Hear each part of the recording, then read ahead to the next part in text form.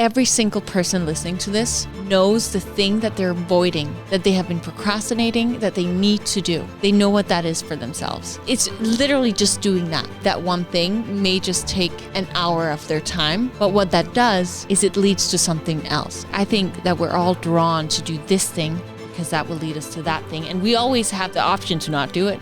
But if our intuition is saying you should do this, there's usually a reason. Every single thing in my life that has happened has been caused from me taking some sort of action that then has led to the next and the next and the next, but you have to be willing to do it. Today on That One Time, I'm joined by Pernilla Søe. Pernilla is a mindset and fitness coach, podcast host, and content creator from Denmark, living in Los Angeles. If you enjoyed this episode and haven't already, please give us a rating and a follow on Spotify, YouTube, or let us know your thoughts in the comments or the Q&A. We'd love to hear from you. And we're on a journey to 1,000 subscribers, and every little bit helps.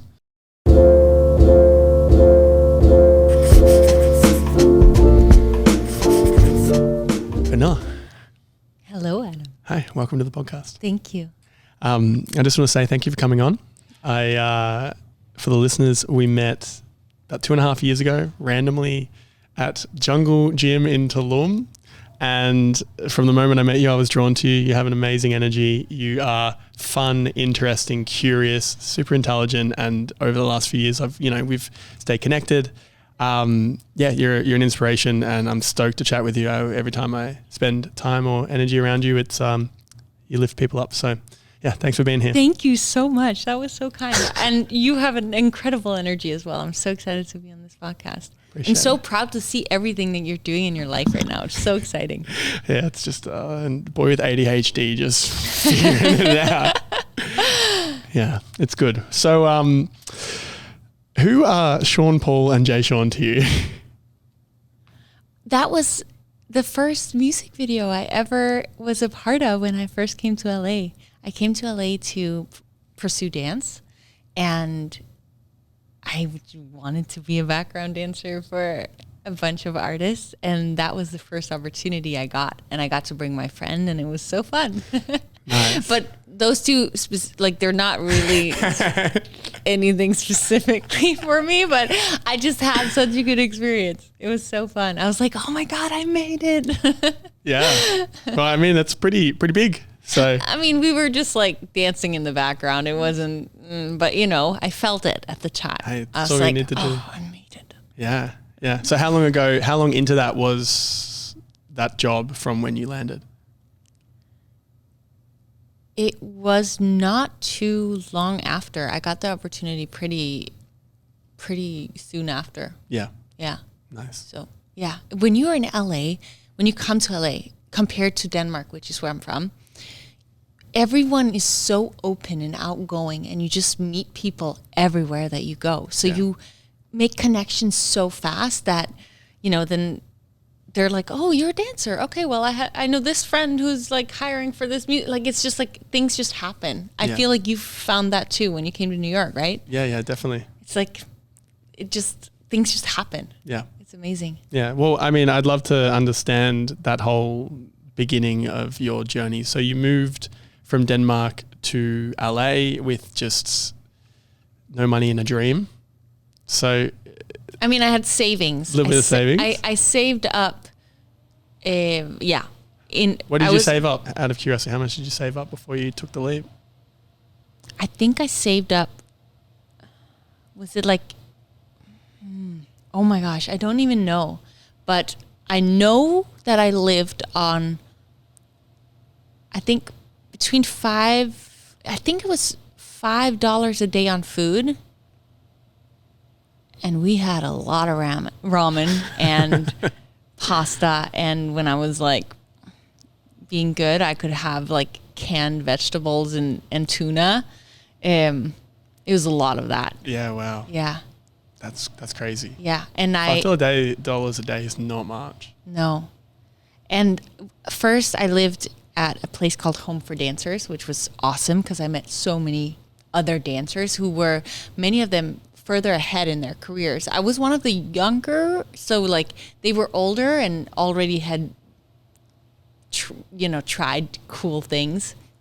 And then after like 6 months living there, a couple of us moved into an apartment, or 3 girls moved into an apartment. And I was like, can I join? And a few other girls did that as well. And I lived on an air mattress with another girl in another girl's room. And we were like, and there was 3 rooms. So there were 2 girls in one air mattress. Yeah.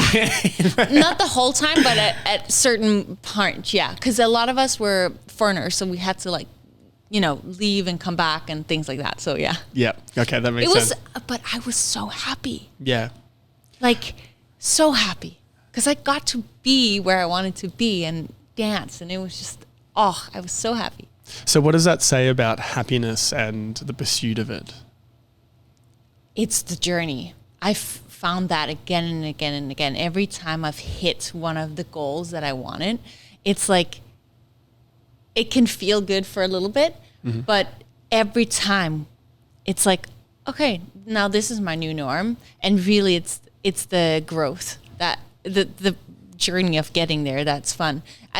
You know how Tony Robbins is like, growth equals happiness, which by the way, I'm going to a Tony Robbins event tomorrow. That's why I'm in New York. And I just believe that so much.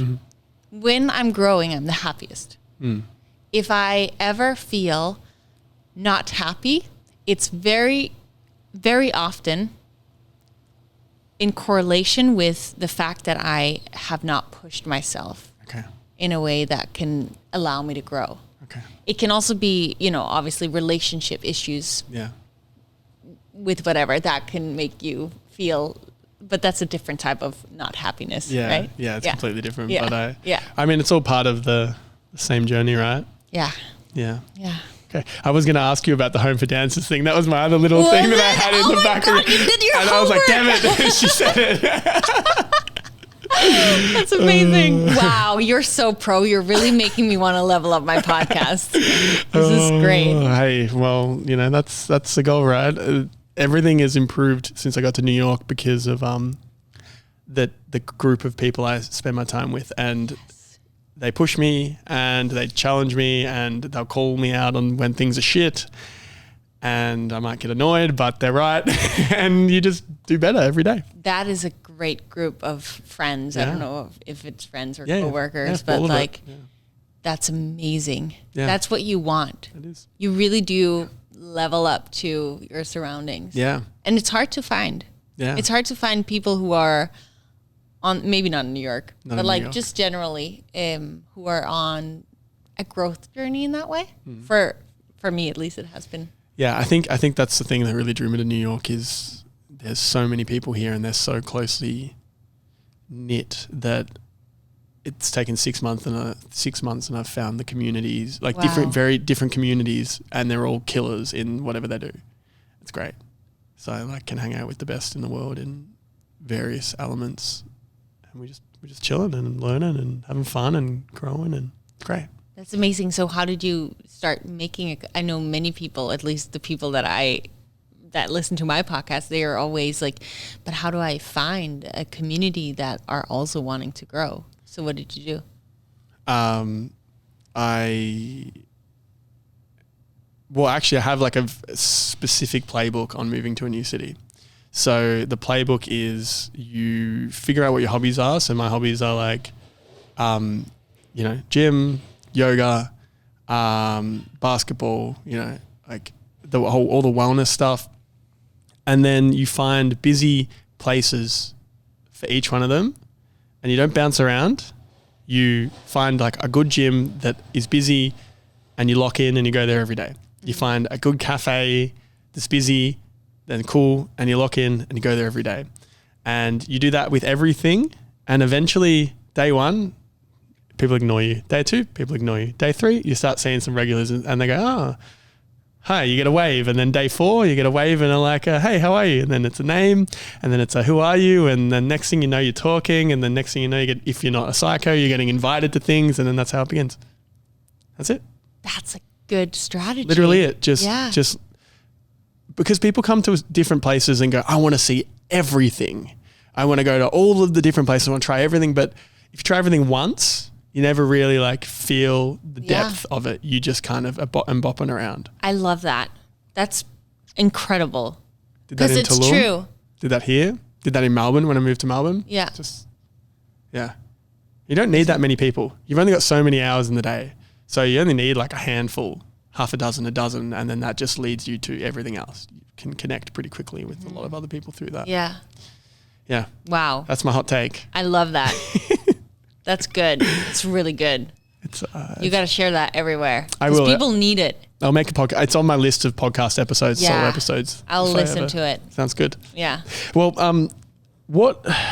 moving on to you again, because I see the podcaster in you being like, oh, tell me more. I'm just curious. I love it. I'm teasing. It's okay. So if you could give an elevator pitch of who you are, what you do, and how you're contributing to the world, what would it sound like?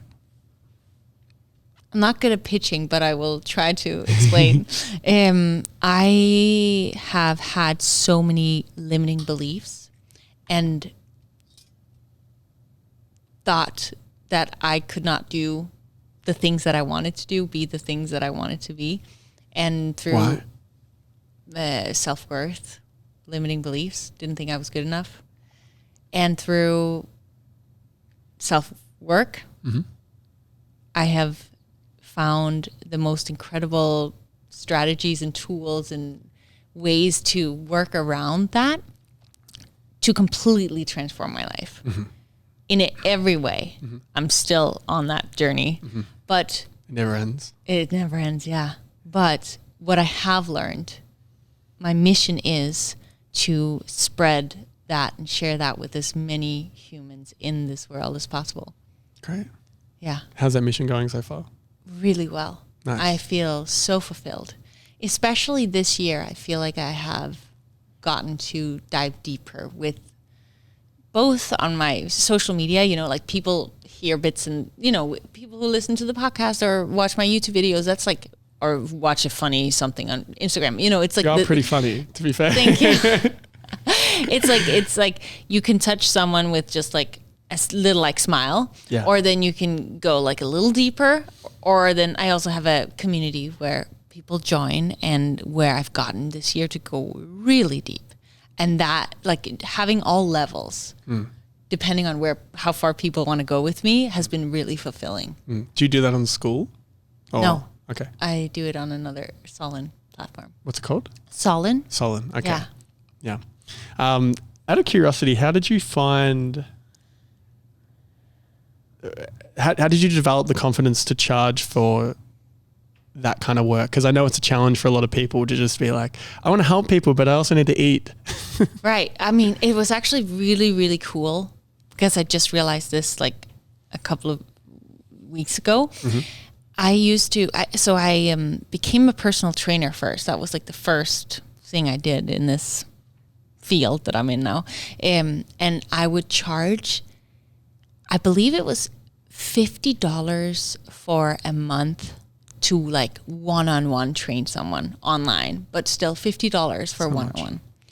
And I was like, yeah, if I have 4 of them, it's like $200 a month. That's amazing, which it is, right? Like, but today I get to I charge $50 for a month, but where many people join my challenges, and I found strategies, so I'm able to help that many people every month. There's no limits to how many can join, and I'm in there. Like I am whoever, any message, any question, I'm always like responding to everyone and anyone. But like I have a structured program that then can be personalized. Like I have a for whether they're working on like they want to learn to love themselves, I have something for that. Nutrition, I have so like they can kind of go in and pick. But the fact that I've gone from like one-on-one $50 per month and now having like hundreds of people every month join these challenges is just, I think when you first educate yourself and you want to share whatever it is that you want to share, you start somewhere, right? And then as you grow, so will your prices, I guess, or like the way in which you go about it. So was that kind of an answer? Yeah, that makes sense. Yeah. So starting small and then just building into it over time. And and like you were saying, you meet people who inspire you to level up in different ways. And I think little by little, going at your own speed. Well, on the note of kind of limiting beliefs and stuff, I'd be keen to understand, limiting beliefs plus the belief in yourself to fuck off to the US by yourself. What were the kind of the early years that shaped that direction? Like the confidence, but then also the lack of confidence that needed work, and how we kind of got to that point. I think I've had confidence in some ways, and then like limiting beliefs in others. Yeah. I think I've always had like an intuitive voice that has told me to do certain things. And when that has spoken, I've listened to that. Mm-hmm. The limiting belief has often been surrounding other people, like feeling not good enough. Okay. But what direction I've had to go in my gut has kind of spoken to me. So it's been different types of things, I feel like. Yeah. Yeah. Yeah. Okay. So what was Denmark like for you? I mean, it was my home. Yeah. I feel very lucky that I got to grow up in Denmark. I think it's also my family. Like, I've been very fortunate for many reasons to grow up in like a safe environment and a loving family. Yeah. Which each family has their flaws, right? But like, in a grounded way, I've felt very safe and secure in my upbringing. Yeah. And I think that also does pay into why I've been able and willing to make those like bold moves. Yeah. Even though majority of my family, when I first made it to the States, they were like, so when are you going to come home and get an actual education? You know, like they did not really see it. But then for anyone out there who has a dream and they don't feel like their people are supporting them, they don't understand it, they don't have to, because it's your vision, right? Yeah. If you can see it, there's something, it's not their vision. So you have to, it's hard, but you have to follow that vision, take that leap, and keep going, because it's going to take years to succeed at anything great, right? But have the persistence to do so, even though the people surrounding you don't understand, because once you do succeed, it's that, oh, of course you were going to make it. We always, that's what you always hear. Yeah. So it's like, you just have to be bold enough to trust yourself and do it. And then once you've succeeded at it, then everyone gets in line. Yeah. I mean, sometimes people are still not going to be supportive, but then at least, you made it. You're like, oh, I did it. You're so proud of yourself for having gone through it. And yeah. Usually the support will come when you show the vision. When you don't need it anymore. Yeah. But it's also like, it's part of it, right? It makes you stronger when you go through hard times like that. It really makes you stronger. It helps you build such strong self-belief, which that's why I was talking about like how growth equals happiness. It's like, that's really growth. Yeah. The challenge. So growth in your mind is dealing with challenging situations. Yeah. Okay. Whether at the gym or picking the right food or making a life-changing decision. Sure. For sure. I'm curious about a point you made. You said that you felt really safe and secure in your home life that allowed you to make bolder moves externally. So I know there are a lot of people who don't have secure and safe home lives, and they live in states of fear. What would you say to those people from your experience, but like also acknowledging that there's a very different way of, getting to adulthood than a lot of people? I'm sure you come up with this like all the time. You have people like that come to you all the time. Yeah. And the thing I feel the need to share right now is that lately, I have dealt with limiting belief because I've dealt with like unworthiness, not feeling good enough. Yeah. Something I've done. Hold on, there we go. Sorry. Now you're. Recently is in my meditations, I've thought back to the first time in my life where I felt unworthy. And I remember being 6 years old, sitting by the fireplace, having left the dining table where there wasn't space for me. I felt, right? Like, I have great parents. My brothers are amazing. I love my family. But every kid deals with, whatever they make up in their minds. And for me, there wasn't space for me because my little brother was loud, my older brother was loud, my dad was maybe busy with work, and my mom was like trying to calm everyone down, make dinner, laundry, like all of that. So when I would say something, no one would listen. It would be like, they would, but now I'm just like talking about like the worst case, right? Like I felt that no one was listening. I was not important. I was not worthy to be heard and seen. And so what I've done in my meditations lately is I've gone into that space in my childhood home, gone over to Pernilla, who was feeling so unworthy, unloved, not safe. And my current self, gone and really hugged and loved on my little younger version of myself, and taken her with me to the dining table, where I then would visualize like them actually hearing me, acknowledging that I am good enough, and of course they want to hear me, and then I could like just go through that traumatic, let's call it, this is not a traumatic experience, but you know what I mean, like this moment in time where I felt unworthy, and kind of healing it myself in my meditation, and my current self making my younger self feel like I am good enough, I am safe, I am worthy. And I feel like everyone can do that. Go back to a time in their life where they felt fear or whatever it is that they felt in their childhood home, and current self give that version of themselves love. Yeah. And see them and hear them.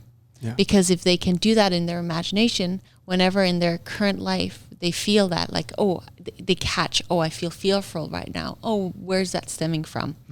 Why am I feeling that way? Oh, it's because when I was a kid, my dad did so-and-so, or my mom, whatever it is. Yeah. And then they can take care of themselves. Because we are not, like, we have two voices speaking to us, right? Like we maybe have the fearful brain, and then we have the brain, the person that can look at us from above and take care of that feeling, emotion that we may be feeling. Sure. That makes a lot of sense. Do you, with that memory, just digging into this a bit more, because I've got some interesting thoughts I want to understand. Was that a memory that you just remembered vividly your whole life, or was this something that you had to kind of just like dig into layer upon layer, and eventually you got to this point where you're like, huh? Yeah, I think I probably did a guided meditation or listened to a podcast or something where it was asked, like, when was the first time that you felt unworthy, or whatever it was, like, and then I think I probably meditated on it and it came up. Yeah. Because it's come to me like again and again. Okay. Yeah. So it seems as though you're doing cognitive behavioral therapy to yourself, basically, because that's a technique, like a CBT technique, where you take a negative memory and you bring in yourself, who is like a healthy, happy version that can support that vulnerable child. Yeah. Yeah. Have you done much of that in a specific clinical setting, or you just kind of stumbled on this? No, I just... Literally CBT. Yeah, okay.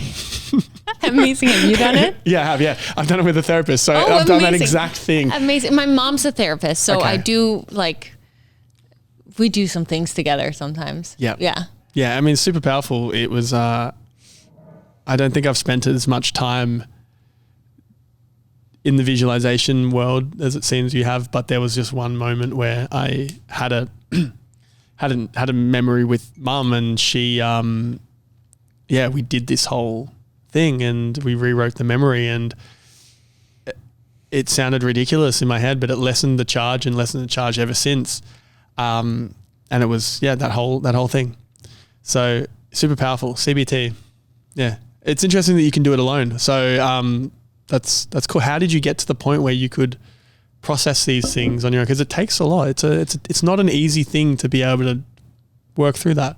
I think I really believe in, like, at least I have been my own therapist. Yeah. And I even tell myself, if I'm ever like wanting to slack off, or, you know, something that I promise myself, it's like, no, I'm my own best coach. Yeah. I think it started when I started journaling. Okay. Because when I write down things, I can see my thoughts from above. Yeah. And when I can see my thoughts from above, I can guide myself into better feelings, better thoughts. Mm-hmm. I can see it from a different perspective. Mm-hmm. So I think it's something, that I started when I started journaling. And then I'm such a self-development nerd. Like I just, you know, when you hear something, I get it. I agree. I'm the same. Yeah. It's like porn. It's literally. It is my addiction. 100%. Yeah, I get it.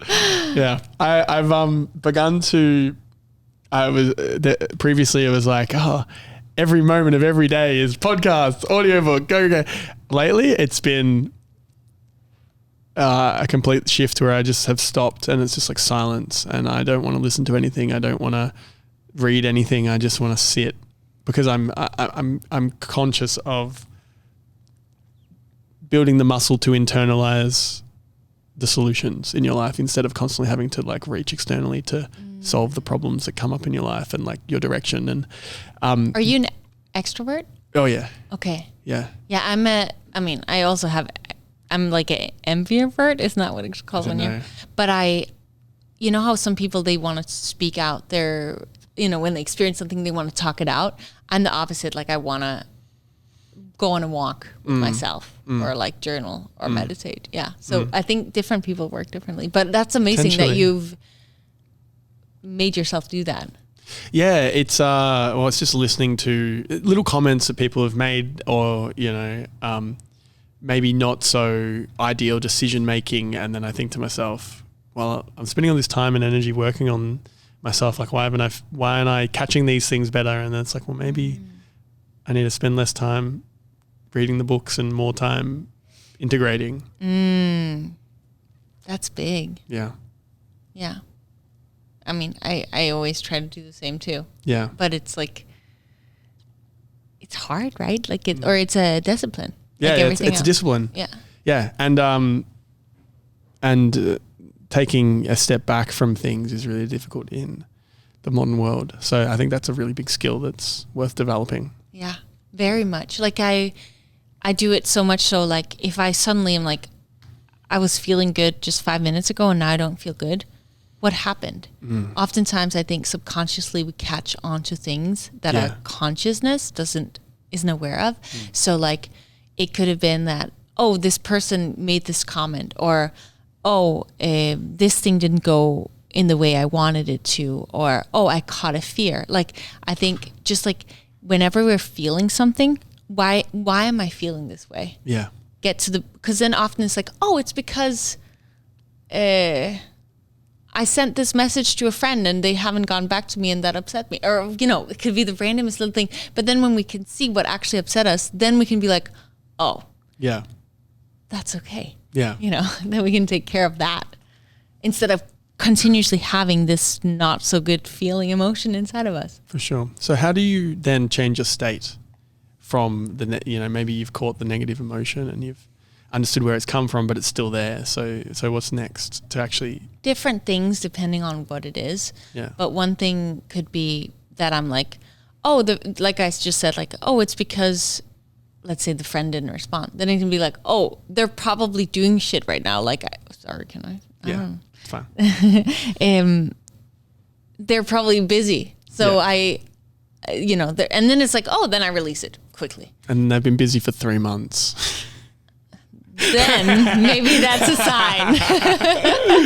But it could also be meditating, journaling on it. For me, sometimes if I don't feel good, it could be just that I need to move. Yeah. It solves a lot of problems. It does. Yeah. It's like we can make things so big in our heads that when we just move, everything just feels so much better. Yeah. So, I get movement is big. Movement helps a lot. Yeah. I keep coming back to this passage in, I think it's Letters to a Stoic, Marcus Aurelius, and there's a whole chapter that's just like, if there's something wrong, walk. If you need to work on an idea, walk. Yeah. If you've eaten, walk. If you're tired, walk. Seriously, walking. Like, I love walking. I love walking. Also, New York is amazing for walking. Yeah, it's just a little bit too cold right now for my taste. This is where you're Danish, but I've gotten used to LA. Bring out that hardness inside of you. I was actually like thinking, could I live in New York? And I was like debating, I think I could. But then when I came here, because I've been in New York a couple of times now. It's just like, it's just so cold. Yeah. I've been here when it's been warmer, and that's been amazing. Yeah. But I mean, it's the same with Denmark. There's some coziness about that too, right? Yeah. It's also the like winter fashion's pretty dope here. Like people have some cool fits, some cool jackets. Nice. I mean, I'm also.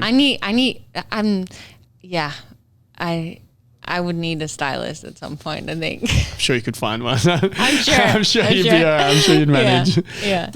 Yeah. Well, who knows? Maybe give it a go. Do 6 months, just 3 months. In New York? Yeah. Yeah. I'm so open always to whatever, but I feel like I said, like my intuition will guide me towards what I'm supposed to do. So well, we'll see. We'll level up that podcast being here. So this is a kick-ass podcast.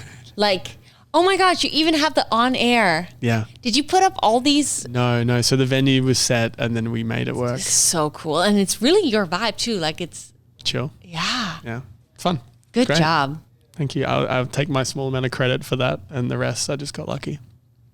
So I mean, you've done the work for it too, right? So yeah. And there's a lot of luck, like, right place, right time, right people. But do you believe that somehow you attracted, like, do you believe that you have had to put out good things into the universe, God, whatever you believe in, for these good things to come in return? I don't know.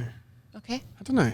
I think, well, I mean, the core of it, like the first, let's like run it back a little bit. Like my editor, that's my business partner for the podcast, he was like instrumental in getting me set in the city, and he connected me with all of his friends, but he would never have connected me if I wasn't a nice person to him, the 3 or 4 interactions we had when we were in Australia. And then like I was nice to him and thoughtful when I met him in New York. Like it's just like treating people nicely. Ideally, it eventually leads to things happening, and you keep treating people nicely and it just like spreads. Ideally, you minimize the amount of negative ones you get, but like, yeah. And then that led to, random opportunities, and then you can execute and deliver because you're competent in what you say, you do what you say, builds trust. And then that builds into the random phone call that I got in August 2022 that said, hey, they're looking for more investors for this nightclub they're about to open. Do you want to talk to them? And then I call them and they tell me everything and I go, fuck it. And then being savvy enough to save and have $22,000 just ready to go. Yeah.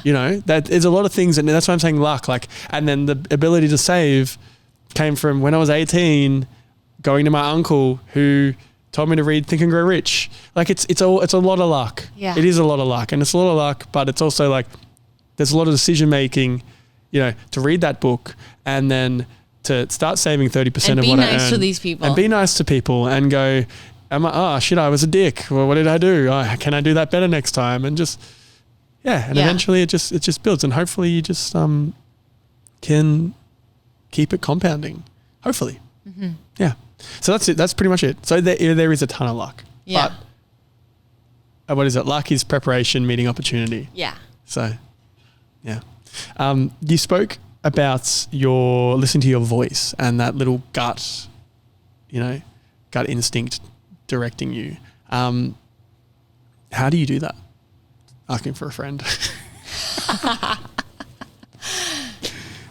I think that we all have an inner knowing, and sometimes when we grow up, we're told, no, you shouldn't be that way. You shouldn't say this. You shouldn't feel that. And then we get taken away from that intuitive feeling. So sometimes it's about peeling off those layers that we've been taught so that we can re-listen to ourselves again. Yeah. And one of the things, I think meditation is so powerful because it can help us reconnect with ourselves in that way. Journaling, therapy, asking ourselves. I like to challenge myself in the way I behave, in the way I think. And I think when I can challenge myself and question the way I go about life, when I've questioned myself, I can get closer and closer to my truth. Yeah. When I can see all sides of it rather than just the thing that I think. And it's hard, but it's so worth it. Yeah. And I think we all have this. Yeah. It's just about how far down has it been buried. Yeah. Yeah. So what would be the list of priorities for someone, say, in a rut that using these tools, and then like specifically how would you use these tools? So would you start with journaling over meditation? What would you prefer? Or like if you're in a real hole, just go see a therapist, or if you're in a real big hole, go for a run and then see a therapist. Anything. Yeah. Just start with anything. The thing that is the easiest, what do they say? The easiest path, the least resistance. The path of least resistance should be the starting point, because the most important thing is that you just do something. Yeah. Because a lot of us will have ideas, like we'll want to do it perfectly. So it's like, okay, so what should I do and how? And then it's like, because it's maybe not what is easy to us, then we end up never doing it. Yeah. So whatever you can do, because then I think everything compound effects. Yeah. Right? Like every one of us started with maybe reading a book, or maybe meditating, or maybe journaling. And then that leads to the curiosity to explore more. Yeah. Yeah. I'm thinking of a couple of analogies. Done is better than perfect. Yeah. And Mount Everest is just like a bunch of small rocks. Yeah. Which I love. That was hilarious good. when I heard that. That's good. That's really good. Yeah. Yeah. Yeah. So it seems as though, how important is the mindset stuff with, getting your head right when you're trying to build a career, and whether you're trying to get healthy and fit and kind of nailing all this sort of stuff. Should you work on your mind first, or just do them both at the same time? Like what's the most important thing to start with, you think, in that combination? With like physique and mental kind of thing? Yeah. Both. Yeah. Both. Yeah. Because one is going to have an impact on the other. Yeah. I will say, if you feel like you have none of it right now, go for a walk. Yeah. But I'm going to take it further. Yeah. Go run as fast as you can, to the point where it gets uncomfortable. Because, and when it gets uncomfortable, keep running for just 30 seconds. Because when you do something that feels that uncomfortable, where you want to just, quit, and you are so out of breath and you feel like you're dying, when you keep going, when you feel that way, you prove to yourself, both physically and mentally, that you are capable and so much stronger than you thought you were of doing these challenging things. And when you have an experience like that, that will lead you to want to maybe do one more thing that is a little bit challenging, and one more thing, and one more thing. And that is what growth is, right? So, yeah. Building Everest one pebble at a time. Yeah. And really acknowledging yourself for when you do something. Because I think that, then maybe let's say you do that run, but then you're like, oh, I didn't run fast enough. No, you need to celebrate the fact that you did it, and that maybe tomorrow, if you're willing to do it, I started with 10 minutes a day of just getting crazy uncomfortable. And maybe tomorrow you can run a little bit faster or a little bit further. And then it's like those small progresses lead to just incredible things. Have you done this run exercise yourself from experience? Oh, yeah. Did you just start crying at the end of it or something? What happened? I felt like my lungs were about to explode. And I still do this. Yeah.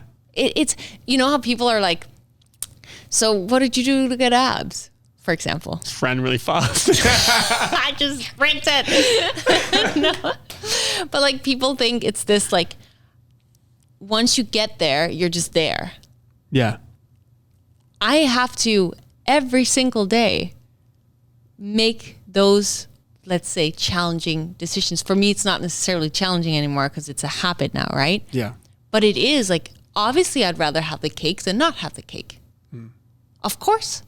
But I make the decision not to. So it's not like you reach this end destination and then you're just there. It's so I have to continuously do the sprints, continuously do all of it to maintain it. Because what is it? They say like you're either growing or you're dying. Yeah. No, but, and that's also why it's like what we started off by talking about, how I need to continuously be growing to feel as happy as possible.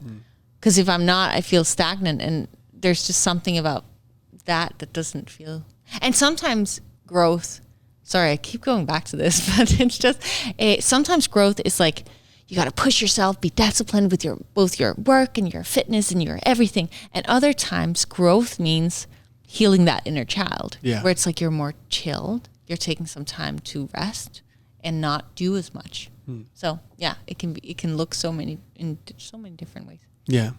How do you know when you're going too far in one direction versus the other? Like too far in the go versus too far in the chill. Like what are some indicators? When it doesn't feel good anymore. Either direction. Yeah. Yeah. Yeah.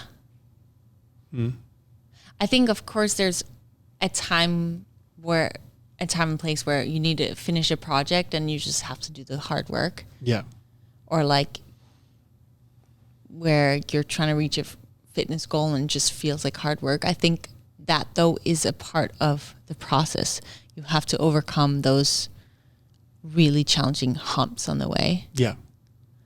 Yeah. But if you've reached, if like going too far, if it's like you've been pushing and you reached that initial goal and then you felt like, oh, this wasn't enough, I'm going to keep pushing. Maybe that's when it doesn't feel good anymore, it's time to stop. Because when you have set a goal, I think it's important to go as far as you need to actually reach it, with all the bumps in the way and overcome those like initial, like, I can't do this, it's too hard. But if you keep going for years in that way, then maybe it's time to just like, again, question yourself. Yeah. Keep challenging yourself, waking up every day and questioning. Yeah. I came here to dance, right? Yeah. And that was such a hard thing to be honest with myself about. That's not what I want anymore. So tell me about this. I got in really great shape and changed my mentality. Like everything that I share today, it had started, and I had started sharing a little bit more about that. And I remember the day where I told my friend, I'm put on this earth to help people be more happy. And at the time I didn't know exactly what that meant, but that just grew and grew inside of me. And the more the passion I felt from that, what feels like my purpose, my calling in life, the less passion I had for dance. And because that dance had been the thing I wanted my whole life, because that was my biggest passion at the time, it was so hard for me to let go of that not being what I wanted anymore. Yeah. So you let that go, but then there's also the logistics, and like you've made a career out of, the dance, and you got to pay your bills. And how did you navigate the transition effectively without losing the plot? It actually came natural because I was still dancing and modeling, and then I started content creation, and then I'd gotten a job, and then just a normal job or like a really big good job, right when COVID hit. Okay.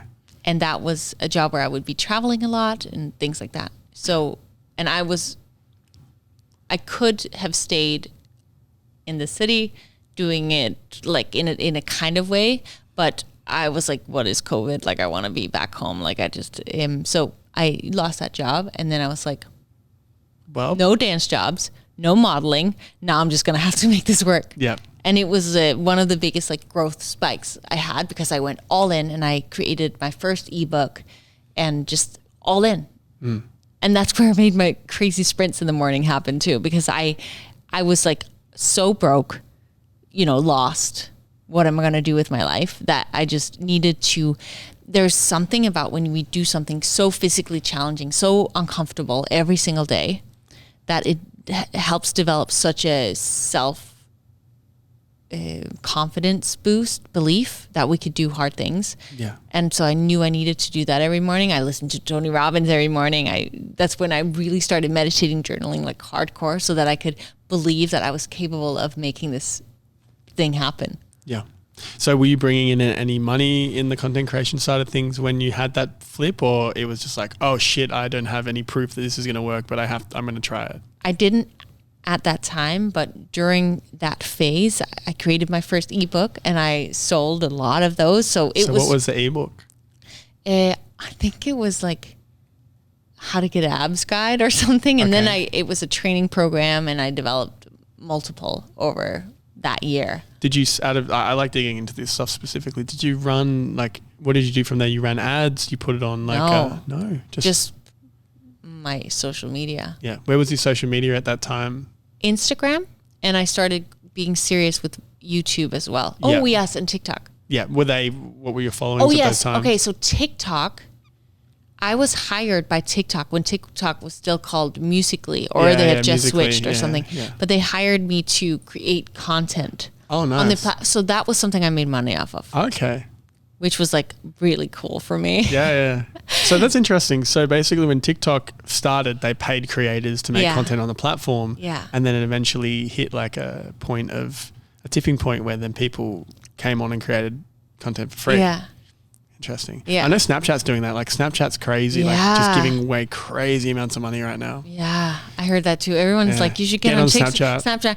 Everyone's saying it. I don't understand Snapchat. I feel like an old person when it comes to Snapchat. And like I understand how they feel when it's like Instagram or something now. Because I don't get it. Yeah. Well, I mean, one of my friends, she came on the podcast a little while ago. Her name's Sophie. Her Instagram's The Oddity. And she is growing a massive following on Snapchat, and all she does is like she goes onto Spotlight. The Spotlight's just like kind of like stories, and she would just like chat, and she'd be like, oh yeah, we're doing this today, or like, hey, look at this random thing. That's it. Just like treat it like stories. That's it. Nothing more. Amazing. Yeah. Okay, well, that I should be, but again, I'm someone who puts so much on I have so many projects always going, and it's like when you work for yourself, you have there's always more work to do. Like you could never, this. Yeah. And it's like I need to really not put anything new on my plate unless it's in a complete alignment. Sure. With my goals. Sure. Because it's so easy to put more on your plate. Yeah. Yeah. I get that. Yeah. I like doing Sometimes that. you gotta, right? Sometimes you should, and I already have like so many balls in the air constantly. So it's like, nope.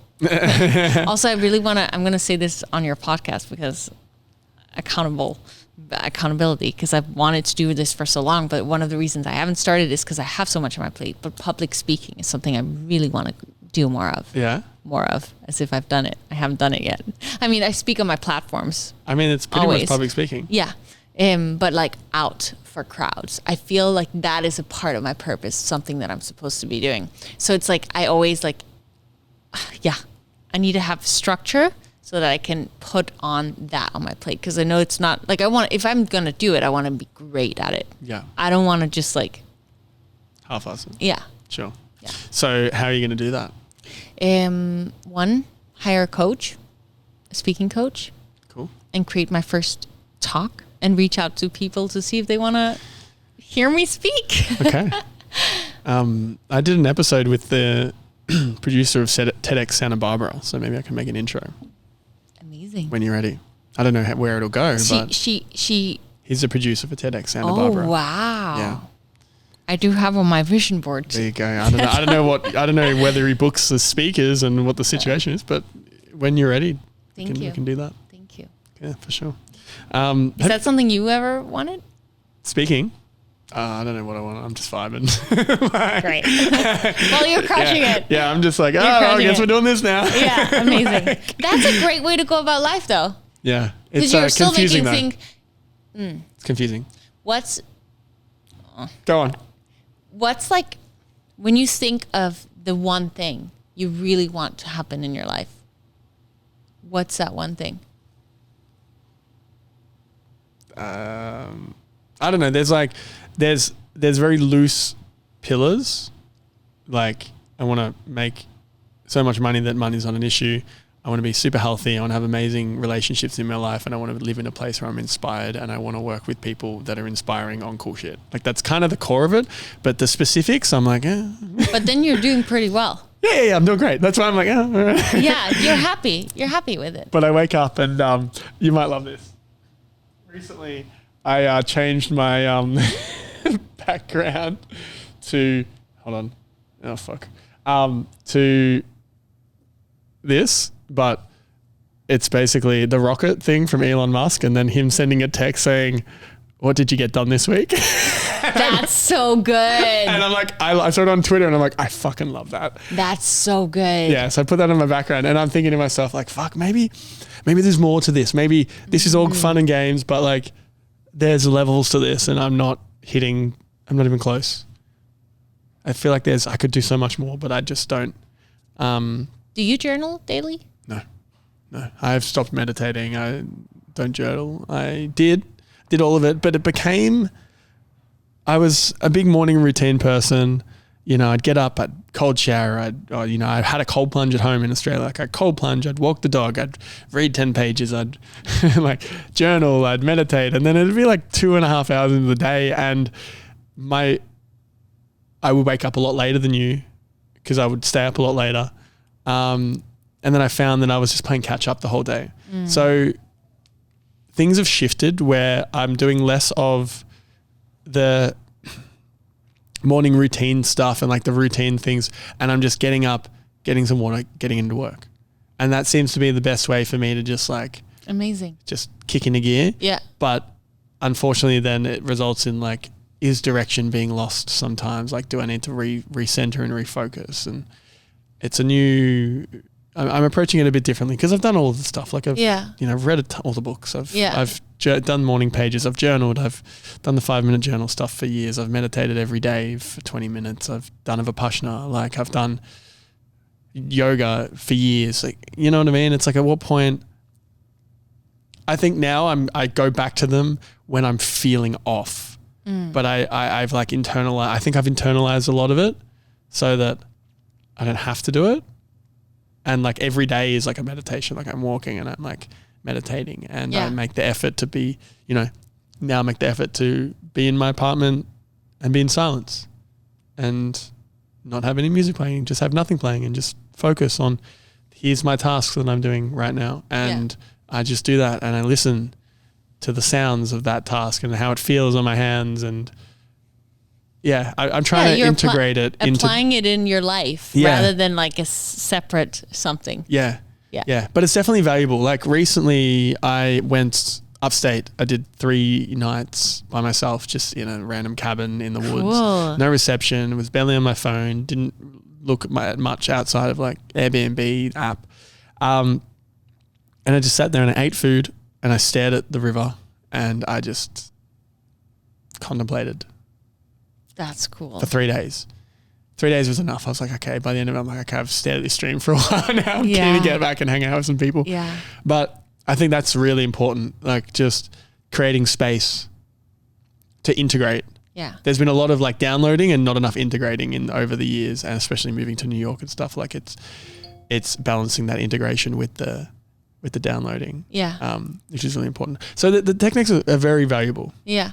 But I guess if you're like, there should be more to this. Like I guess it doesn't even have to be a daily thing. It's just 1 hour where you sit down and what is that? Question it until you get to the root cause. Yeah. It's not like, it doesn't have to be, it's really just, if you have that thought, okay, let me put an hour on my calendar to figure this out. Yeah. Because then you can gain clarity within that 1 hour. Yeah. Right? Well, that 3 days, there was like I don't know, do you ever do mushrooms or anything? Have you done any psychedelics? Not really, no. Okay. I did I wouldn't, no, anyone listen to this, don't try this at home. But I've been like dabbling in and out with psychedelics, and I've got to a stage now where I'm pretty confident that to do like a heroic dose of mush. It's called a heroic dose. It's basically like 4 grams. It's a lot. It's super intense.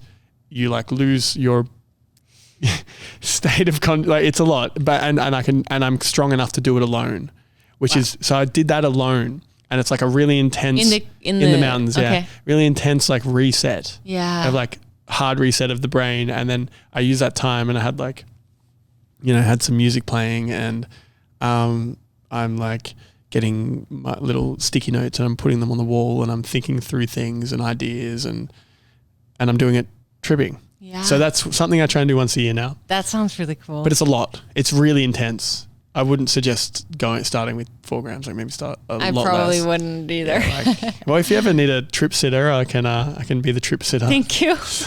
Wouldn't do it in New York though. If I'm overstimulating here. No. God no. No. God no. But yeah, you make a good point. It's worth digging into that a lot more. But then again, you're happy right now. Yeah. I think there's seasons in life. I think there's seasons where if you found that happiness, to just enjoy it. Yeah. Right? Yeah. Well, for me, it's like I'd gotten into such a habit of always listening to podcasts or audiobooks when I'm driving, for example. And then at one point it was like, but I just feel good today. I just want to sing. And then just play the freaking loud music and have the time of your life. This is why you've been doing the work. Like I had to find that balance and understand that there are seasons. Yeah. Yeah, definitely. And that's a lot. There's a lot in that. I mean, at the core of it, the last 6 months I moved to a different continent without a job, without a plan, just like an idea and a gut feeling and figuring it out. So there's a lot to integrate, right? Yeah. Yeah. And I'm very conscious of that. So we'll see. Like things are developing. Just put the feelers out in the world and see where it goes. But there's so many directions that I guess I don't know which way to take them. There's so many great pathways I could go, but I don't know which one to pick. It seems as though you've got a really good gauge on just like locking in on one thing and just getting it done. I think that's one of something that I'm good at, but it's also at certain points of my life gotten me so focused, narrowly focused. Yeah, that it's had me forget about doing other things that may be good for me. Yeah. Because I am so focused but I feel like I've this year especially gotten a lot. I guess it's a lot more aware of it and thereby better about it, but I still can fall into it for sure. Yeah. You know what though? I think the more I like read and understand really effective people, it is just a focus. Being able to lock in and focus on a task. That's a skill that I'm working on developing. But I love it too. Like I'm so passionate. Like I need it. Yeah. I've really, we have like 3 core values in life, and having that passion and creativity, freedom, whatever, there's so many things that go in. It's so important for me. Yeah. Yeah. To feel, I think I think we all have our things that we kind of feel like we need to feel at our best. Not that I can't be happy without it, but to feel at my best. Yeah. And what are they for you? Run me through it. And how did you find them? I question myself on it. Yeah. The journaling. It always goes back to the journaling. Yeah. Yeah. Yeah. What are they? Freedom, love, and passion. And passion is what I'm talking about right now. Of like just passion in like being able to create every day in alignment with my purpose. And love, obviously, connections. It makes me so happy. Yeah. I need it. And that's something I've not always been good about, like prioritizing if my passion has taken over a little bit too much. What I love the most is when I can combine the two, when there's like connections and my passions intertwined. Like if I meet people who I can, like this podcast, it's so fun for me. Yeah, same. Because we're talking about like awesome things and it's like together, And then freedom. I need to be free. Yeah.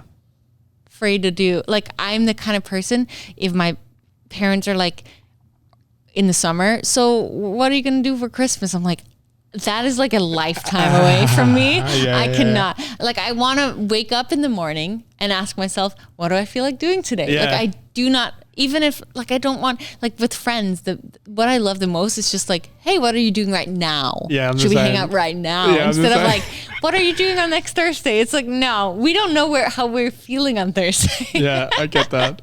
It's funny. There's I've got an either like you're booking in to see me 3 weeks in advance or like right this second. Yeah. There's no middle ground. Yeah. Yeah. That's a fun way to live. Like spontaneity makes life interesting. Yeah. You know, and I'm reflecting on what you're saying that, you know, I guess we're both sides, similar goals, but just like other sides of the spectrum. So I don't know. I've noticed I'm a little bit more, I think I'm kind of ADHD. And I only recently learned that when I did the Vipassana, like the silent meditation retreat. So I did that. Turns out I probably should have been medicated for like ADHD. And I was like, I've got a funny story where it was like, I met one of my roommate for the thing beforehand, and then we couldn't talk to each other for the 10 days and we'd cross paths. We couldn't look at each other and talk to each other. And then at the end we reconnected and we're like, how was it for you? Blah, blah, blah, blah, blah. And I said to him, like, look, it was crazy. I just sat there for 10 days and like my brain just never shut off. Like I thought maybe after like day 4 or 5 of no inputs, it would chill, but it just didn't chill. And he's like, do you have ADHD? And I'm like, I mean, I jokingly said I might have, but I don't know. Have you gotten tested now? Well, this is the thing. And then he goes to me, I have ADHD and I'm taking my medication and I don't feel that. I think one thing at a time. I was like, oh shit. Okay. So that was a moment where I'm like, okay, this is actually a thing. And then I'm like, all right, well, I could get medicated on it, but I don't really want to. I went to my therapist and I explained the situation and we did some tests and she's like, yeah, it's likely. Do you want to do anything about it? I'm like, no, not really. So now it's like, okay, I acknowledge that I potentially have this. Yeah. But what are the benefits of it? I think about a million things at one time. I synthesize information about the most weird, craziest like combinations of things that create good ideas. I know a lot about so much random shit because I'm just bored and curious but the downside is I can't fucking do hard work, like locked in hard work to save my life. I need everything perfect and no one's talking to me. I need 8 hours to do 2 hours of work because it's just like so challenging to just lock in. So the skill now is embracing the curiosity, but building the muscle and the systems to be able to like lock in when I need to lock in. And there's some techniques I've come to like, there's certain frequencies of sound that tone the brain down, delayed focus. The Pomodoro technique's amazing where you do 25 minutes on, 5 minutes off because it takes, and in that 25 minutes, you make a rule where you're not doing anything but one specific discrete task. And anything comes up, write it down, do it later. But just the act of this ADHD brain of idea comes in and you go, cool, put it there. ADHD brain of idea, put it there, and you just keep going back to that one task for 25 minutes. You get more done. And the brain, this like using my brain as an example, but I think it's similar for a lot of people with, you know, that are kind of neurodivergent. If there's no limit on the task being done, it feels like it's going to just go on forever and it's overwhelming. And then you get distracted and you get, you know, you're like, oh, I can do this in a bit because, you know, it gets a little bit difficult and then your body is like, oh, this is uncomfortable. I can distract. So the discrete block allows my brain to go, you know what? I can do this for like another 6 more minutes. Then I don't have to do it again. And just that little like... I think what you just shared is so valuable for so many people. Because I think more people may struggle with what you're saying. Yeah. You didn't even know that you had it. I'm thinking of someone who I know who deals with this. Yeah. Who I think will find this helpful. Yeah. It's interesting. Yeah. Aren't there different versions of ADHD? I don't know. Okay. Yeah, I'm not too sure. Okay. All I know is it's just from my experience without getting medicated. And I've tried medication and I've noticed, you know, some people it works for them, but for me, I felt like I lost my spark. Like I was super speedy, just like, I didn't like it. Yeah. You know, I like having a few little ideas popping around in the brain, but being able to, I think there's a skill to being able to harness that energy effectively. Yeah. And now that's what's being developed, but it's not an easy task to do. No, but what a great strategy. Yeah. Yeah. Also, you can just say to yourself, just be less ADHD. And it's pretty funny how that works. It sounds ridiculous, but you can be like, nah, I'm going to focus on this. And eventually it builds the brain, like the muscles just to begin to develop. Yeah. There's also something to acknowledging or understanding yourself. It's like once you understand why you are the way you are, there's a level of acceptance. Oops. There's a level of acceptance, and that acceptance almost makes everything easier. Yeah. Because it's like, oh, this is why. And then it's just like, it doesn't feel so hard. Yeah, it's like the tension's released. Yeah. And then in the releasing of the tension, it's like, all right, well, it still exists. What am I going to do about it? Yeah. But like, sorry to bring this up, but it's kind of the same with when women are on their periods. Yeah. Because it's like suddenly they feel just everything sucks. And it hurt. Like it's just like, or right before you don't know yet why. And it's like you think something's wrong with you. Yeah. But then it's like, oh, that's why. So then you accept it, and then you're like, oh, I'm not like a freaking like whatever you feel like you are, but just like a terrible human that's like something's wrong with. When you can accept that it's just because like female hormones are going on, then it's like, oh, then you can accept it, and then it's like not as hard. So is this something that you guys experience every month? Just like, it's just like that. That's so annoying. You're like, fuck me. Yeah. Really? Oh my God. No. So we could go into this. We can't go into it. No, let's not. But let me just so different women deal with it in different ways. Some women a lot, some not a lot. And you're actually not supposed to have that massive PMS symptoms. Like it's typically because other things are going on. So yeah. There's like ways you can better it. Tell me. No, I'm genuinely so curious. I mean, look, at the end of the day, like it can have to do with stress, food, just everything health related, right? Yeah. Okay. Well, I mean, the reason why I'm curious is because, I'm single right now, but I'm going to have a partner at some point, and it's good to understand these things. It is good for men to understand. It's very important. And to really just, Yeah. It can be so hard for the men too, if they don't understand it. Well, we don't understand it. Just that concept alone. If you have a partner that maybe isn't self-aware. Yeah. And that just like switches, and she isn't even aware that she's swapped, whatever. Yeah. The man can be like, wait, what did I do wrong? Yeah. Because if I had done this a week ago, nothing would have happened. Yeah. And it's like just understanding that. But I think self-awareness within the female that, it's actually because I have female hormones happening in my body right now. And knowing that, like, I know I'm not being my best self right now. Apologize, like whatever needs to be done. Yeah.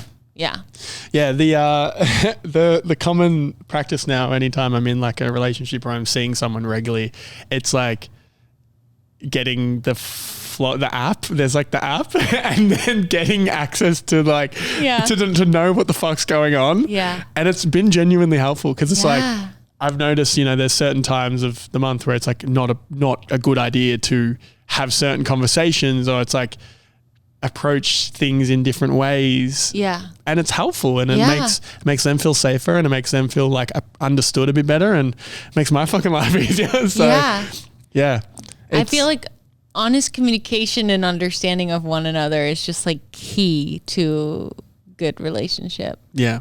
Yeah. Yeah, definitely. Yeah. And running together. Get the endorphins. Running together? Yeah. Sprinting really hard.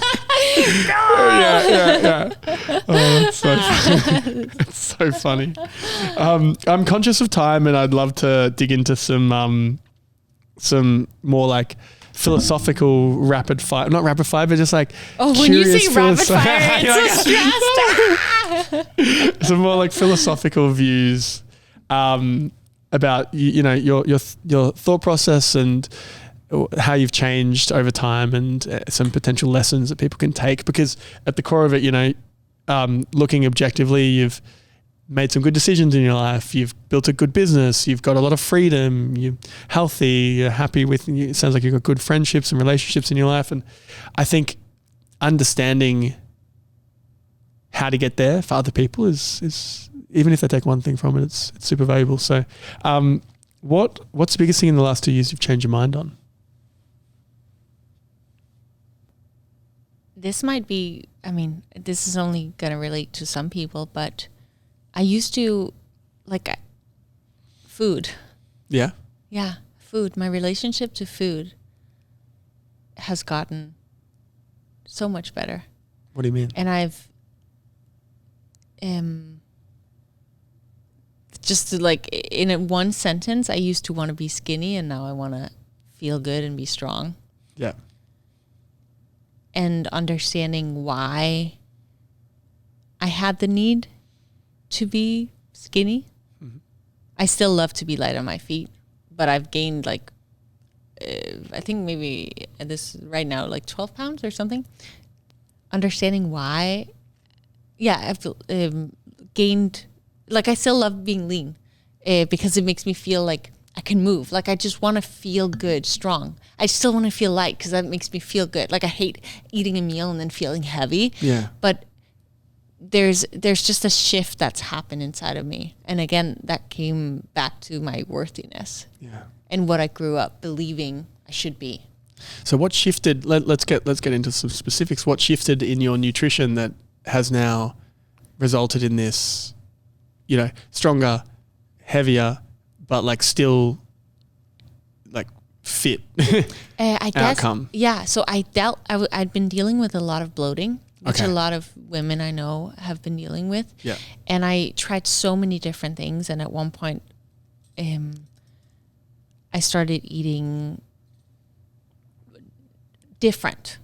I'd been eating like low calorie everything, which that saved my life at that point because the way I'd been eating before was not good. And then the way I started eating was really beneficial to me feeling so energized throughout the entire day. But then the swap that's recently happened is like more fattier meats, more like nutrition based rather than low calorie everything and less processed. Yeah. Yeah. Just like whole foods more. Yep. Yeah. Yeah. I ate a steak a day. That's so good. So funny. I It spend makes you so feel- much money. It's so expensive. It's like, you say no, I'm eating I will on say $5 a day. to those, I know. That's the thing. I will say those people who are like, I want to get in shape, but it's too expensive. I did it on no budget. Yeah. It's possible. It's just not Then as when- fun. But at is it? the time, that's all I ever knew. Yeah. You know? So it wasn't not fun. It was Yeah. just what I did. Yeah. What You've seen the light now. Yeah. though. So then, just like with your business, with everything, you start at one point and then everything builds and it only gets better from there. Hopefully, if you keep growing. Yeah. It's like that with fitness, with business, with relationships, everything. Yeah. Start small and Yeah. build into it. Yeah. But damn, I love a good grass-fed steak. It makes you, it's like, I'm like, did I just take a happiness pill? Literally. It's so funny. I can feel shady and then I'm like, life is so good. It's so good because like it doesn't get old. I will eat the last bite of a steak. I do this little dance. I'm like, oh, that was It's so so good. good. And it's literally just a bit of meat, Yeah. some olive oil, and You a bit don't of need butter. nothing. So You don't need anything. It's so good. But yeah, it has to be quality. Yeah. There is something about that. grass-fed, grass-finished. Yeah. Put a bit of rosemary and pepper and salt on the top. It's so Yeah, just for anyone that is scared of meat, and has seen something that says, "Oh, meat causes cancer." It's low quality shit that causes cancer.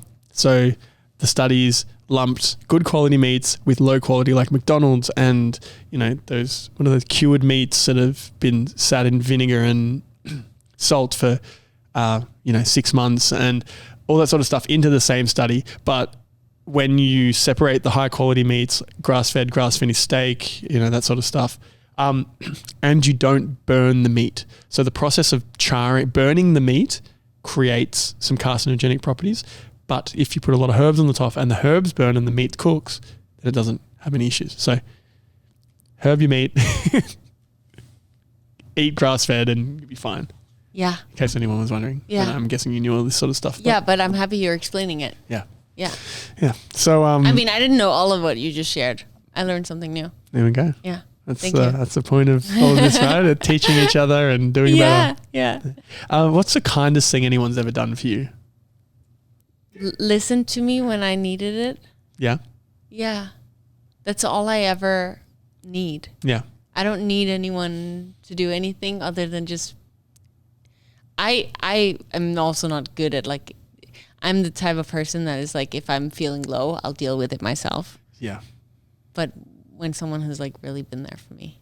So how does someone be there for you? Hear me, accept me, and hug me. Okay. They don't have to hug me. Like it's a plus. Don't touch me, touch me.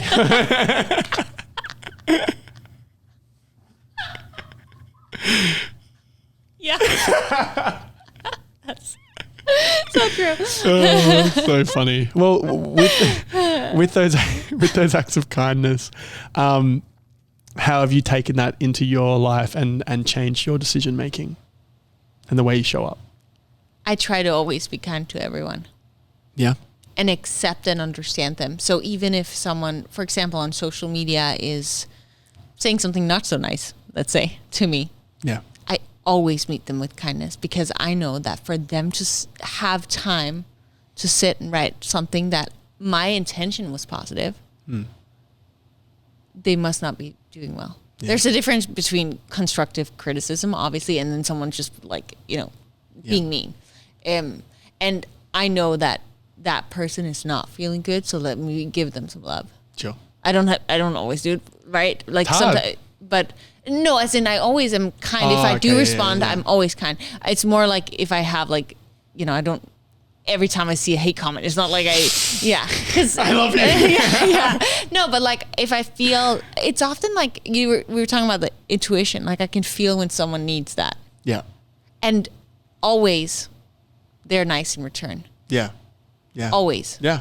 It's interesting. Because they can feel, I think there's a difference between, oh, I'm going to kill you with kindness, or like, I actually want good for you. Yeah. I think people can feel that. What's an example of one? Does anything pop into your mind of like a comment? No, but I've had every horrible comment, like seriously. But it's just when I feel the need that someone needs a little love. Sure. Yeah. Okay. We all need a little love sometimes, Yeah, well, everyone always needs a little more love. Yep. Who doesn't need more love? Yeah. You're all Love needy. is You're all great. needy.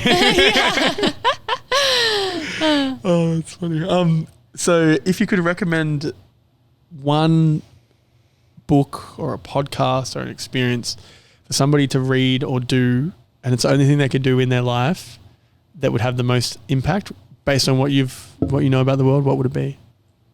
Gonna be different for every person, but every single person listening to this knows the thing that they're avoiding, that they have been procrastinating, that they need to do. They know what that is for themselves. And once, it's literally just doing that. Yeah. And the cool thing about that is that maybe that one thing may just take an hour of their time. Yeah. But what that does is it leads to something else and something else. Like you were talking about, it's just like luck. But the thing is, I think that we're all drawn to do this thing because that will lead us to that thing. And we always have the option to not do it. But if our intuition is saying, you should do this. And sometimes that's like just a little voice or a little thought. And you may be thinking like, that was weird. Why did that come to me? But like if it's coming to you, there's usually a reason. And you never know what that is. But I feel like every single thing in my life that has happened has been caused from me taking some sort of action that then has led to the next and the next and the next. But you have to be willing to do it. Yeah. Yeah. Yeah. Just do I'm thinking of something in my mind right now. I'm like, oh, fuck, I really got to sort that out. Really? Yeah. Oh, that's good. What is it? It's just building out the systems for this podcast studio. Like I've just been putting it off. Yeah. Putting it off. Yeah. And what a relief it'll be. Yeah. When I kick it down the road for another month. It's so funny because often it just takes that hour. Yeah. And the heaviness in our minds. Yeah, it's not even worth it. I've thought about it more. Yeah. It's so funny. It is. Okay. So do the hard thing. Yeah. And I'm really good with the work stuff. I'll do it right away. Yeah. When it comes to like clean your house or like get your car, whatever, it needs oil change. It's like, nah, it's not, because on my priority list, it's so far down. Yeah. Yeah.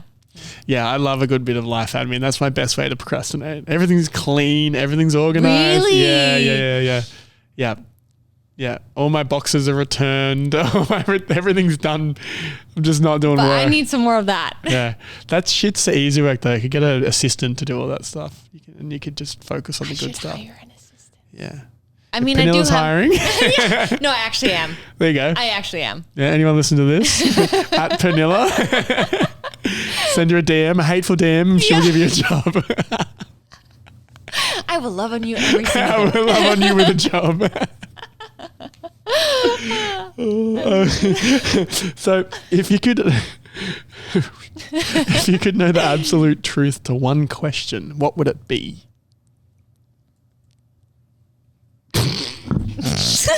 I don't know. What? Why did you laugh? Because your face, you were like, the fuck? I don't know because, okay, so the reason I have that face, I think, is because I want to know where I am in 10 years. Yeah, well. But then it's like, do I really want to know that though? Because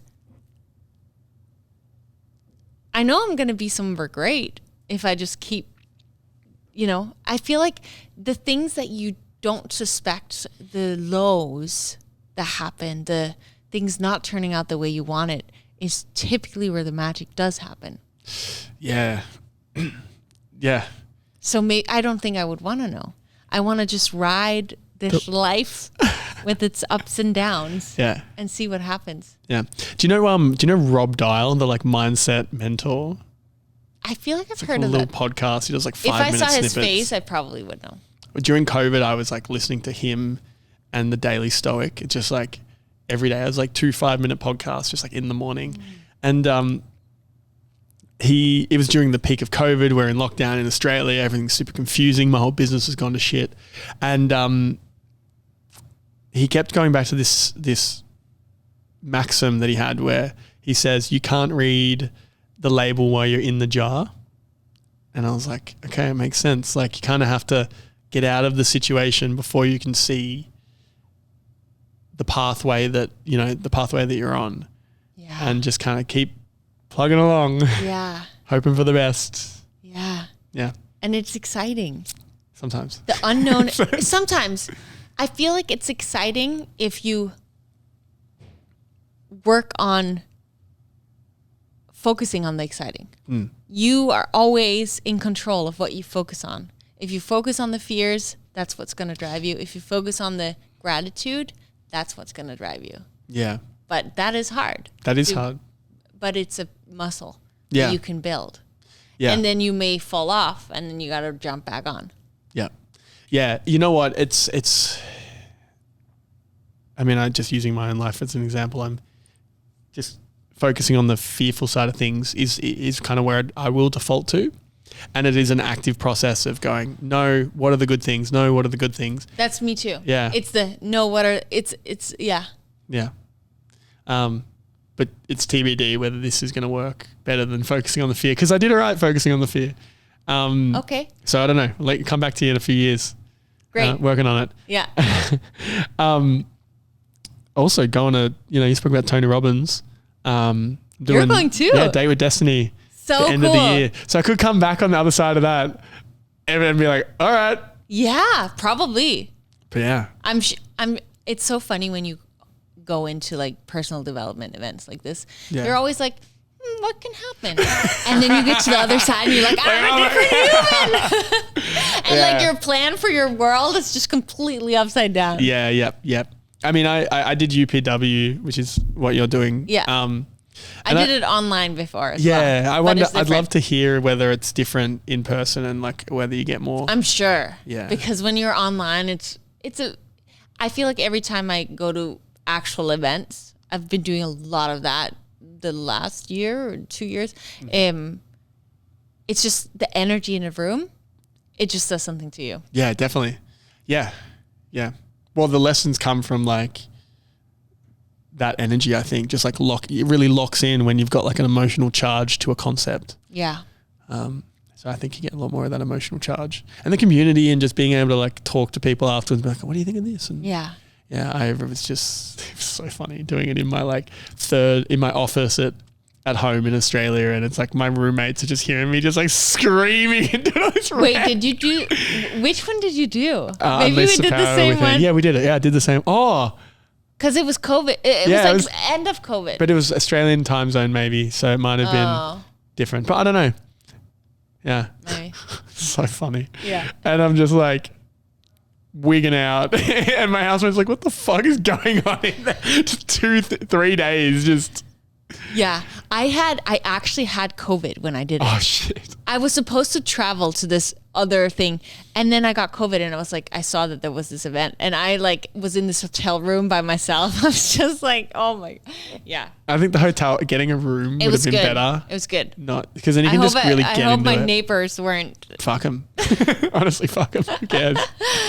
Yeah. You'll never see them again, but you will see your roommates. That's true, the problem. True. Hopefully you inspired them to work on themselves a little bit. Just like angry crying. Like, yeah. Did you cry too? I cried, yeah. Oh, I cried a few times. Me too. Yeah, there were a couple of like moments. Like good and bad, right? Or no? Nah, I think I'm like, I struggle to cry, but I'm like fine to cry if I have to. Like, but it's just more like, it takes a lot to like just kind of get through the wall and then it just is a release. It's more of a release than like a happy or a sad thing. Like, different. I can't explain it. I meant more, I both cried out of happidness and then I cried out of sadness. Oh, I think it was he did some visualization thing that fucked me up. Yes, it did. For me too. That's literally, when I was thinking about the good thing, that's what No, I think that was both good and bad. Yeah. It was wild. That shit cooked me. Yeah. But it's cool. He's a brilliant speaker. Yeah. And he's the OG. Yeah. Yeah. He has played a big role in my beginning of my. Now I haven't listened to him for a long time, but yeah. Hey, you're the next generation. What? You're the next generation. I hope so. I want to be that. Yeah, you are. In a different way. You already are.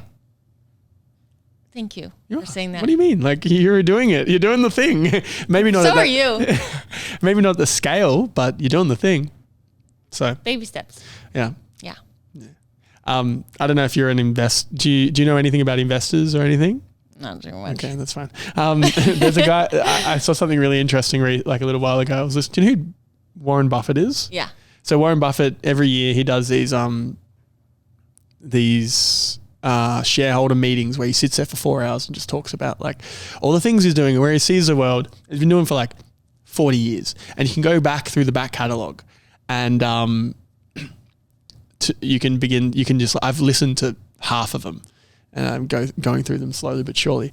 And I remember one of them, people get up and speak and ask questions. And I remember this guy gets up 20 years ago, maybe 15, 20 years ago, and his name's Bill Ackman. Now, he asks this question and he gets answered by, Warren, blah, blah, blah, moves on. Bill Ackman's now one of the biggest investors in the world. Well, has like one of the biggest funds in the world and like he's super famous. But it was like 20 years ago, he was sitting there in the like room asking the questions to the guy who was the guy before him. Yeah. Same deal. Yeah. It's like the knowledge and the passing of the torch to the next generation. Yeah. Well, when I started listening to Tony Robbins, he impacted my life on such a deep level that's how my mission started. I want to be what he was for me, for others. Yeah. Both him and other, people like him. Yeah. That's like what I want. Yeah. I want to help other people in the way they've helped me. Yeah. Yeah. That's sounds very exciting. I came across him by watching his I'm Not Your Guru Netflix thing, and I was like, what the fuck? That made me cry. I was like, what the fuck? What is this thing? And then it was Date with Destiny. So I watched that. I remember I would have been maybe 24. So it was 8 years ago when I watched that. So now I'm finally doing it. Yeah. So we'll see. We'll have to I need to do a I'll be Date in with LA Destiny in December, as well. so we can go through it all. Yeah. When I get there. Perfect. Yeah. Well, wrapping it up, is there anything you're excited about at the moment that you want to let the listeners in on? I'm always just excited about growing more, sharing more. Yeah. Always. Awesome. Yeah. Cool. Is there something you're excited about? Yeah, Date with Destiny. Yeah, definitely. Checking out West Palm Beach. The podcast is super fun. I'm loving this. Just chipping away with it. I felt really inspired coming to your studio today. Awesome. And also you were a very, very good host. You make it feel very comfortable. Your questions are just spot on. And I can really see this podcast taking off. Absolutely. I'm very excited for you. Yeah. You know what you asked earlier, like what is the one thing out of everything, if I could do one thing and do it as a career, if I could do this every day, this is it. Same. This medium's so fun. It's so fun. I love it. I love it. It's really, really cool. It's amazing. Yeah. And the cool thing is also, you probably as well, I love listening to podcasts. Hey, it's all I do. Yeah. So it's just like, yeah. And having these types of conversations where you learn something at the same time is like, oh my gosh, it's so good. Yeah. Mindset porn. Yeah, seriously. Motivation porn. Yeah, it is. Oh, we're the porn stars of the next generation. Yeah. That's wild. That's hilarious.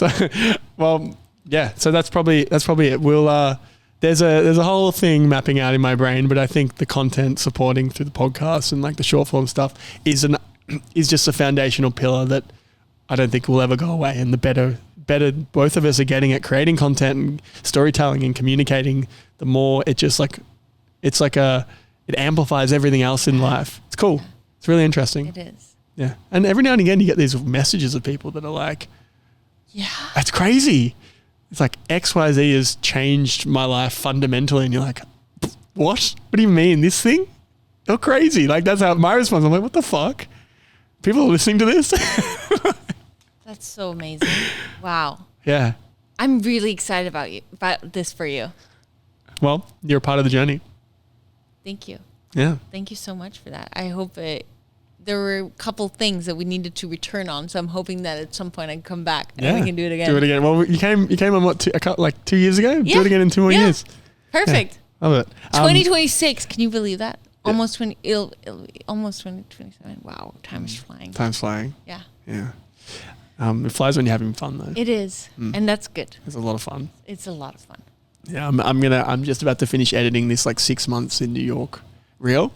And I've been going through the 6 months of footage and putting it together. I'll show you afterwards, but I was going through stuff and just laughing and losing my mind, sending little snippet videos to people that I've met or hung out with in the last 6 months, being I found this. It's so nice. It's crazy. I'll show you later. But just to wrap up, I feel like New York is a good place for you. I can see why you had to move here. I love it. Yeah. It's insane. It's my ADHD energy in a city. Yeah. Yeah. Yeah. It's great. Dope. So where can people find you if they're interested? They can find my podcast if they like podcasts, Challenge Your Norm. Mm-hmm. With Pernilla. Instagram, Pernilla. TikTok, Pernilla. YouTube, Pernilla. Oh, you've crushed that. Yeah. That's so good.